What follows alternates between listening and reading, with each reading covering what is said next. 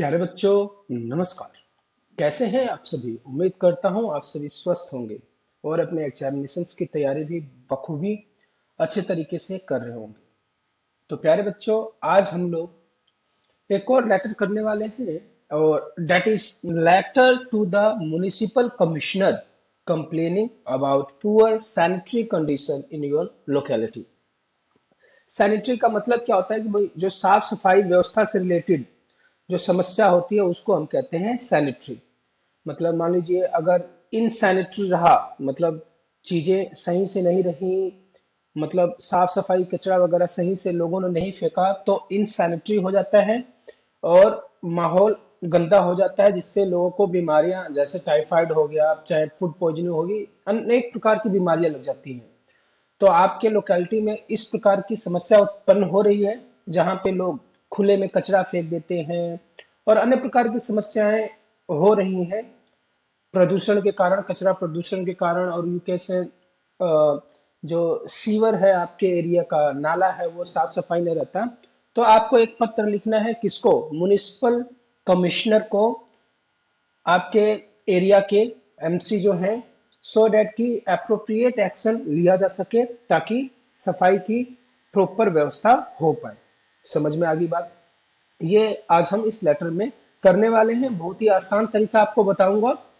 पहली बात यह है, और दूसरी बात यह है प्यारे बच्चों, यदि आप और भी लेटर्स देखना चाह रहे हैं जो कि आपके एग्जाम में आ सकते हैं, आप कक्षा 8 से लेकर 12वीं किसी भी कक्षा में होंगे, तो जरूर इस प्रकार के लेटर आपको लिखने पड़ सकते हैं। आप यहां से भी देख लीजिएगा, वीडियो में इसके लिंक दिए हुए हैं मैंने। जैसे कि सबसे पहले जानना जरूरी होता है कि हम लिखें कैसे। पत्र लेखन एक कला है। यदि उसी फॉर्मेट में आप लिखेंगे then only you can expect good marks. Otherwise आप अपने तरीके से लिखेंगे तो आपको मार्क्स नहीं मिलेंगे। उसके बाद है जो हमने अभी तक लिख लिया, letter to editors, scarcity of water, poor road condition, traffic jam, road accidents, irregular power supply, regular electric power supply, और इसको हम कहते हैं इराटिक। इराटिक मीन्स होता है भाई कट कट के आना, रुक रुक के आना, है ना, पावर सप्लाई जो होती है। तो यदि आप इससे रिलेटेड भी पत्र देखना चाहते हैं तो you can watch these videos. और एक चीज मैं आपको बता दूं, बिल्कुल इजी लैंग्वेज में, बिल्कुल आसान भाषा में मैंने इन पत्रों को लिखने की कोशिश की है सो दैट कि बच्चों को कोई भी दिक्कत ना हो। एक बार यदि आप देखेंगे तो लगे हाथ आपको याद भी हो जाएगा। तो आज हम कर रहे हैं पुअर सैनिटरी कंडीशन। देखिए ये पत्र किसको लिखना है? ये पत्र लिखना है एमसी को, म्युनिसिपल कमिश्नर कंप्लेन करते हुए। तो आप जो ये मेन हेडिंग बनाएंगे वो किसके लिए बनाएंगे? म्युनिसिपल कॉर्पोरेशन के लिए बनाएंगे। आप सबसे पहले यहाँ पे क्या लिखा होता है प्यारे बच्चों, जब भी कोई भी हम फॉर्मल लेटर लिखते हैं तो it is always mention sender's address. Sender's address यदि आपको एग्जामिनेशन में दिया हो तो अच्छी बात है, अगर मान लीजिए नहीं दिया हो तो क्या आप लिखेंगे? You will simply write XYZ examination hall, और जहां पे भी आप बैठे हुए हैं, जिस जगह पे हिसार कैथल पटना बिहार जहां पे भी आप बैठे हुए हैं वो लिख देंगे। देन लीव अ लाइन, आपको एक लाइन छोड़नी है।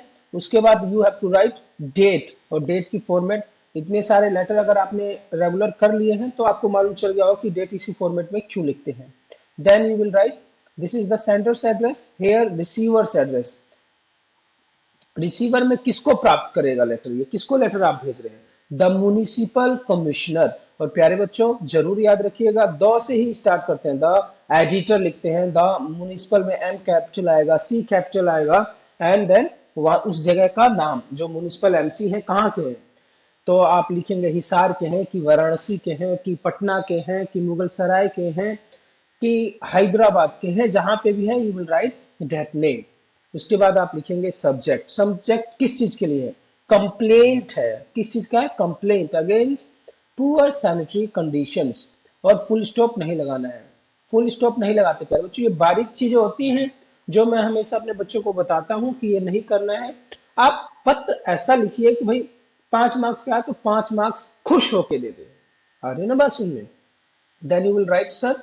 हमेशा याद रखिए डियर नहीं लगाना होता है, रिस्पेक्टेड भी नहीं लगाना होता है। सर, कई बच्चे ऐसे लिखते हैं, सर लिख देते हैं, मैडम लिख देते हैं। भाई कुछ नहीं, आपको केवल सर लिखना है। Is that clear? फिर से एक लाइन छोड़ेंगे। सर लाइन कहाँ कहाँ छोड़ी थी ये भूल गया, आप बताना। After writing again you will leave a space, here you will leave a space, then you will write sir, and sir के बाद आप स्पेस छोड़ें ना छोड़ें आपकी मर्जी है, and then you will start from this line only, ये जो मार्जिन है उसी लाइन से स्टार्ट करेंगे, यहां से स्टार्ट नहीं करना है, and you will write I have been a resident of new model town Hisar for the past 10 years। देखिए कोमा कितने ध्यान से आपको लगाना है, this is the address and ये सिटी का नाम है, तो यहाँ पे आप कोमा लगा देंगे for past 10 years। I would like to bring to your notice the insanitary condition in our locality। कोई भी आपको पर्सनल कंप्लेंट लेटर लिखना है म्युनिसिपल को, ऑफिसर को, किसी को भी, then you will write like this that I have been resident of this colony, this area for this year, my name is this, you can add, and I would like to bring to your notice। ये अब line याद कर लो प्यारे बच्चों, I would like to bring to, I would like to bring to your notice, I would like to bring to लिख के देख लो क्या है, I would like to bring to your notice the insanitary conditions in our locality या poor sanitary condition in our locality। sanitary का मैंने मतलब आपको समझा दिया है। पहली बात ये होगी this is known as the opening of the letter, आप कैसे स्टार्ट करते हैं। उसके बाद सेकंड पैराग्राफ में आ जाइए, यू विल राइट रीजन, क्या है दिक्कत, people have been dumping their waste in various places instead of keeping one fixed place। कितनी प्यारी लाइन है, आप बोलेंगे कि जो लोग हैं they are dumping, dumping means होता है फेंकना, they are dumping their waste in various places, कहीं पे भी जहां मन करे वहां फेंक देते हैं, and instead of, भाई रखना क्या चाहिए था, चाहिए क्या था, that they should keep at one fixed place।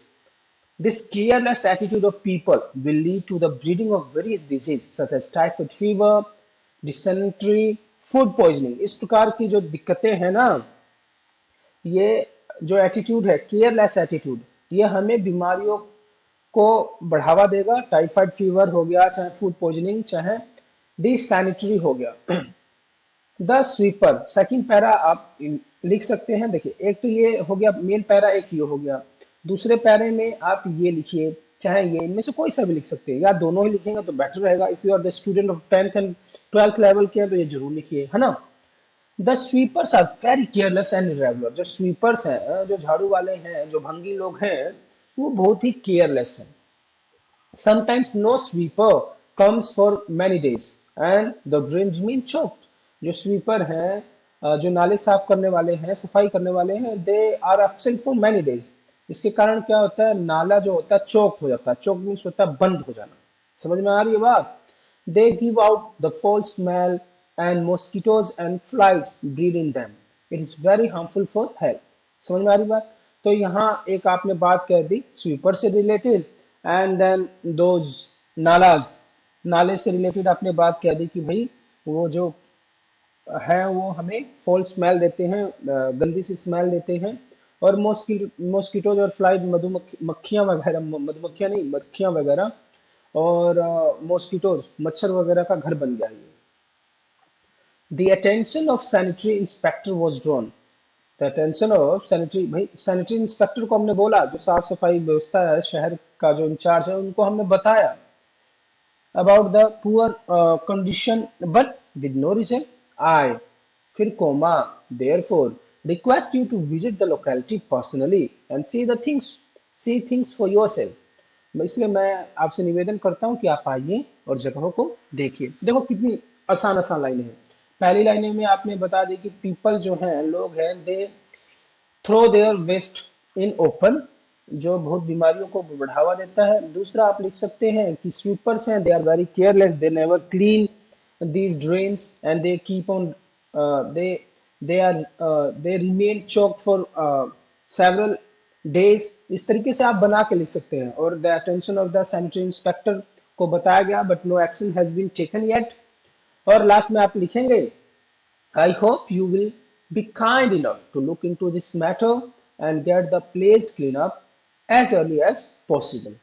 So simple। ये वाली लाइन जरूर लिखनी है, इसको याद कर लीजिए, ठीक है ना।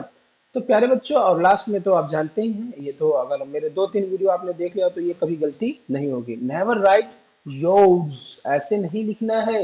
और उसके बाद जो ट्रूली लिखना है वो भी में टी कैपिटल नहीं आएगा, छोटा ही आएगा, और ट्रूली में ई नहीं आता। समझ रहे हैं ना? तो इन सब चीजों का आप ध्यान दीजिए, क्योंकि कोई भी एग्जामिनर होगा when he check your answer sheet, तो वो कभी भी दो तीन स्पेलिंग्स पे ही ध्यान देता है कि बच्चे को बेसिक आती है कि नहीं। तो प्यारे बच्चों, मुझे उम्मीद है आपको ये पत्र जरूर समझ में आ जाएगा। एमसी को जो पत्र लिखना है इसी तरीके से लिखिएगा, याद कर लीजिएगा। और it is my humble request, handful request, whenever you sit to watch my videos, sit with notebook and note करते रहिए, क्योंकि बिना लिखे बिना समझे कोई भी चीज आपको समझ में नहीं आएगी। आप देखेंगे, फिर से देखना पड़ेगा, तो फिर से मत देखिए। Just sit with your notebook and pen, write it, learn it and exam में धूम मचा दो। टिल देन टेक केयर, खुश रहिए, नमस्कार।